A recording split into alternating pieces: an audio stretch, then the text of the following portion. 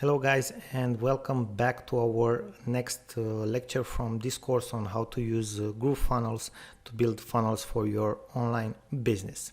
After you have created your account, when you are going to log into your account, this is the overview. This is the dashboard, basically the first page that you are going to see after you log into your account.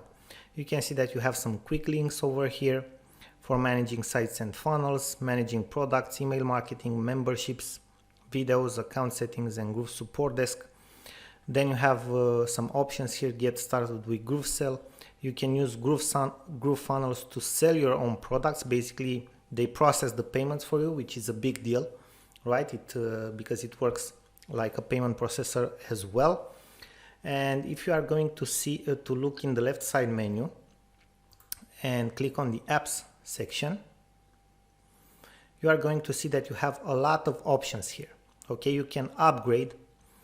Basically, you have some paid versions of Groovefunnels, and this is something that again you can use in your advantage because if you upgrade, you have obviously less limitations. Then you have the Groove affiliate program. You can earn money with Groovefunnels if you recommend it.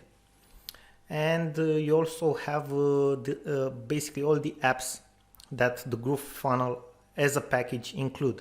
Groove Pages to design pages, GrooveSell to actually use as a payment processors for your products, Groove Affiliate in order for you to recruit your own affiliates that will promote your products, Groove Mail in order to do email marketing to your subscriber, to your leads, Groove Member to create memberships program, Groove Video basically to host the videos, and Groove Cart as a shopping cart, which works as a shopping cart. Okay, future Groovefunnels, marketplace, app store, APIs that you can basically integrate with Groovefunnels, different services that they offer, events like tutorials and other things like that, Facebook group. Okay, so you have access to a lot of apps, as you can see.